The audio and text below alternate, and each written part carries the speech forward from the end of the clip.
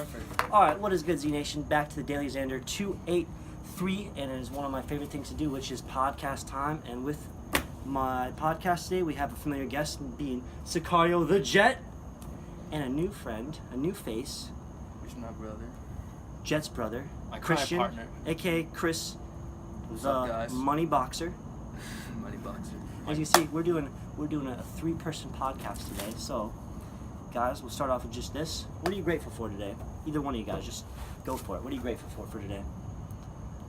You wanna go ahead? Whoever, just it doesn't matter. You who go goes for it. first. You got.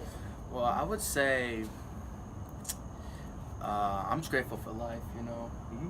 I'm just grateful and to have a family and to be here today. Mm-hmm. And recently just graduated high school Nice, and man. doing the things that I was gonna do, but people didn't believe me. Yeah. So enough said. You know. Enough said. Yeah. Hell yeah. What about you? Jet? I'm grateful to be here for another opportunity for a podcast. I mean, I feel like I'm turning into an internet sensation, you know, because I have that TV personality, TV persona, you know, the camera loves me kind of thing. So I think I'm in the right path that it's going to take me somewhere that, like how he said, that no one thought we could ever dream of. Because people limit you and I mean, you know, if you rely on people too much, I mean, the world's already a mess, and the reason why is because of people too. Mm-hmm. And so why should they control your destiny when they can't control this planet? So like how we talked before, you're the only control of your story, the director of your story, not nobody else. So I'm grateful for today. Today's been a good day, smooth day, you know, and this weekend's been great, and I'm just grateful to be in Altamont, Florida. So yeah, we all manifest our own destiny. In a sense, going back to like we're the directors of our own movie or play or whatever. And through that, we should all take extreme ownership for whatever happens. So I don't really know all that much about Chris other than you're a boxer, as in you actually fight, and you just recently had your first fight because you and Jet train together a lot of times. Right. And so just tell me a little bit about like the first fight you just went through and Well, experiences and stuff. let me just say what I had to go through. Yeah. Because I had to cut weight just to get into that fight, just that one fight. Okay. And where I was at 180. I had to cut down all the way to 164 just to be in fight weight. It took me about 2 to 3 months to actually do it. Okay, that's pretty safe rather than like waiting like a couple weeks to drop all that weight, because that would be. But have you ever done like that much weight drop or anything like that? Well, That's a lot of weight drop. for my first fight, I was already in fight shape. But You fought before? Oh yeah, there's a lot Fighting of things. family. Fighting family. That's why I'm in the middle. Makes sense, right? Yeah, so, but when I first started, I was a bulky, fat 180 because I was doing a lot of creatine and protein, and then it got to the point where I think I overdid it, so I was bloated. Yeah, you shouldn't feel good probably moving around and stuff. No, so, I mean, just to be in fight shape and just look great, look how it's supposed to look, you know, I did it without I can't remember the last time I had creatine or even protein. I just trained real hard and smart. So, for my fight, it was about 2 to 3 months. Oh, okay. But, you know, Same, yeah. So after dropping weight, that was like kind of the first thing we were sharing about. And also, like, you know, being on the diet, can't really eat too much, you know, it just plays through your head, you know, mind games and everything. So I had to like be stable and just realize I can't do it no matter what.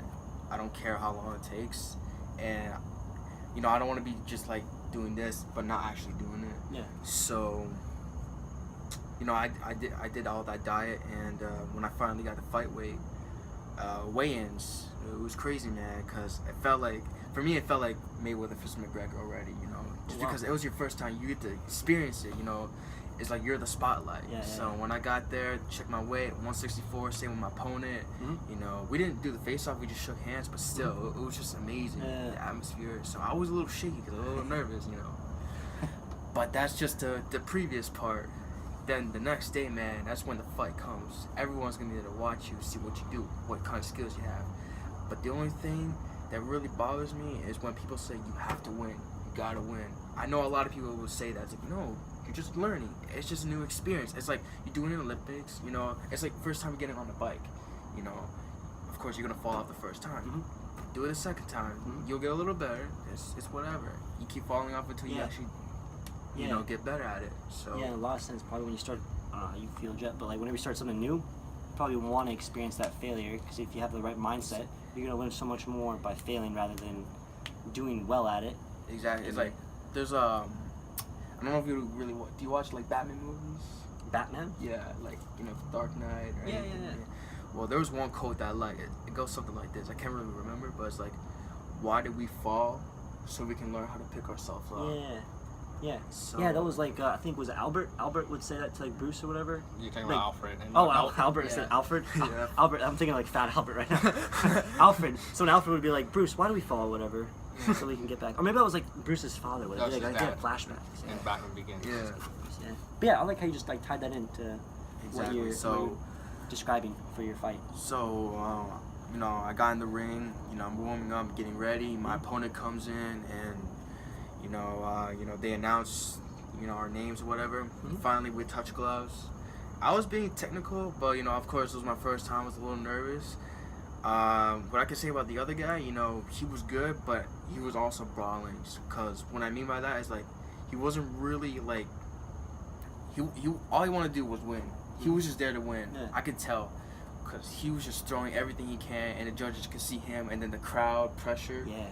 So, I was trying to move as much as I can. I kept my jab. I kept distance away.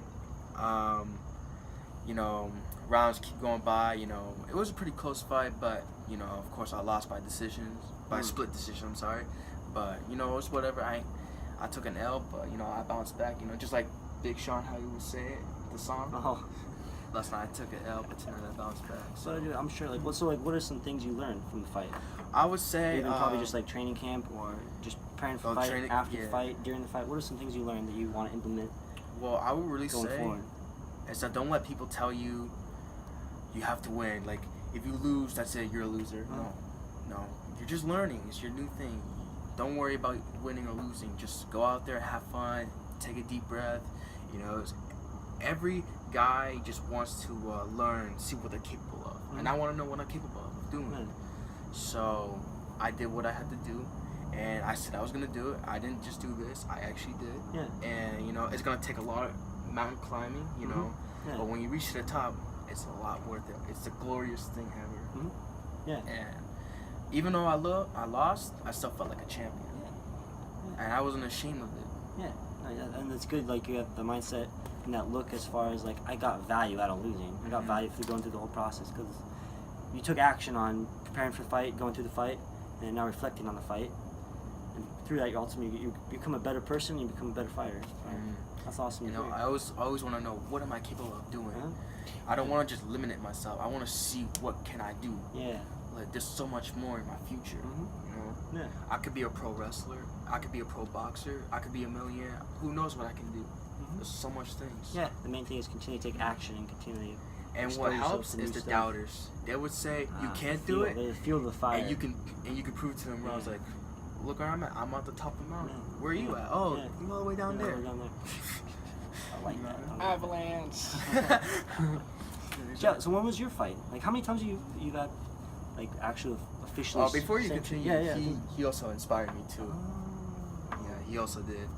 Okay, like he inspired you to actually like proceed and like. And plus there was a video games, like a lot of video games, a lot of fighting, and I just loved fighting. When I was a kid, because it looked pretty cool. And then when he started doing it, it's like, damn, my big brother. You kind of like look up to your older brother, and I always look up to him.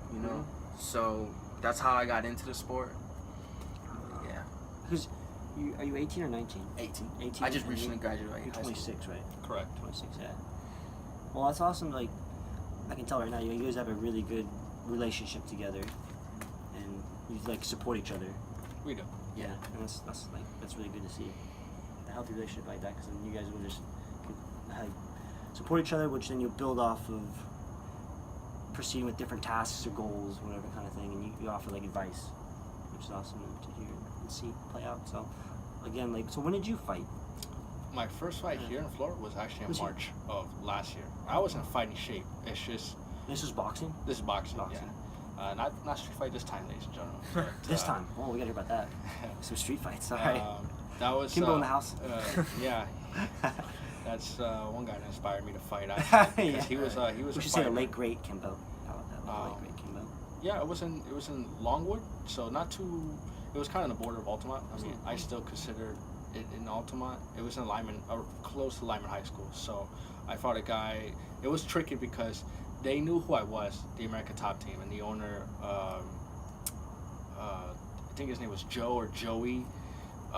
Who's a real snake, by the way, because I was hosting the fight, and I went to his camp for a little bit, like 1 or 2 days, and he had a fight show that he was hosting, and I thought, hey, sign me up. What the hell? I mean, it's just, I want to compete. A lot of people in the sport, they want to win. They think of that W, and they pressure themselves for that W, and then when they go home and take the L, they take it by heart, and they think I'm not capable of anything else. That's what I love about Kimbo. He was not a real martial artist, but he was a fighter. And so they tried to pull me up with a semi-pro, and I found out later that guy was a semi-pro when he was not an amateur, but they lied about his record, saying he was 0-1 self-trained. And I did my research because I'm good at catfishing, and I was like, wait a minute, this guy is not 0-1 self-trained. He kind of had that Conor McGregor MMA professional MMA fighter body. Gotcha. There's no way he self-trained and could look like that. Yeah. And I saw he has some fights. So why are you trying to pair me up with someone like that? My first fight, that's dangerous. And they lied, and I had to find somebody else. So they did, and I still fought, and I was the first one. I was in beautiful shape, but I think a lot of fighters, they go through what's called autopilot, where you go in the ring, and then I was doing smooth, very good at first, moving my head. I was landing some good punches. My air was great, and then I started thinking about the knockout. I think that's what happens. When you step up to the plate and you want to hit a home run, you swing at everything. That was with me. He was ugly. He was sloppy. He didn't hurt me. He didn't kill me. It's just like, I was like, damn. I was trying real hard for the knockout. And I lost the fight. Why I took it by heart is because a lot of people were telling me, you gotta win, you gotta win, you gotta win. And for me, it was just like, no, I just want to fight. I didn't even want to talk about the fight. I just let me do it. A lot of people talk in the sport and they don't go anywhere. That's the same for like other aspects of life too. People just talk. They talk, and they're like right there, and then when they see you going, then they talk more, and then sometimes they get in your head. But you realize the ones that talk the most, they don't back it up. So for me, it was just like, all I said was, I'm just gonna fight. And they're like, Jack, how do you feel? You feel like killing this guy? Like, whoa. Yeah, it's exactly. just a sport. Yeah. Okay, relax, guys. I mean, there's other times to have that, but for now, I'm just here to have fun. When you have that, it's less weight off of you. But so that's why I told my coach, like, and I'm still in fighting shape. It's not like I stopped and got fat, ugly, and depressed. No, I continue to be in $1 million shape. Right. But for that part, I was like, no. If I'm going to do this again, I told them precisely, this is just, I'm fighting for me, not nobody else. And I don't care if I win or lose, I just want to fight. Everybody thought I wanted to fight, though, because I was very technical. Even the American Top Team, they called my dad because I left my shoe there by accident. I had to go home with my boxing shoes. Oh. And so I was like, wait a minute, I left one of my shoes out there. And they called to say, yo, we have it, you can come pick it up. And they say, oh, is that your son, Jet? And my dad said, yeah. We thought he wanted to fight. We were the judge, we would give your son W, because he was very technical. I gave him good body shots. And to tell you the truth, he went outside puking. He vomited outside after the fight, my opponent. Really? Yeah, my coach told me he was giving him, because he was not in the best shape too. And I gave him some good body shots, and made his knees buckled. Like, that's what they were telling my dad. That was in a direct quote. But yeah, I mean, that's just it. I'm a fighter. Win, lose, draw, you're a fighter.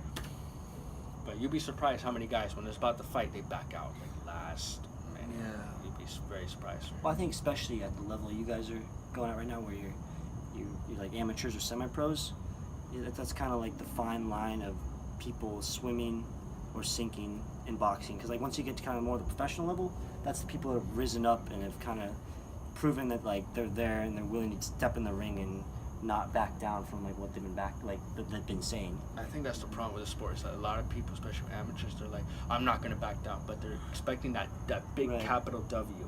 Well, just fighting in general. Like that's pretty much one of the most like primal things we can do as human beings.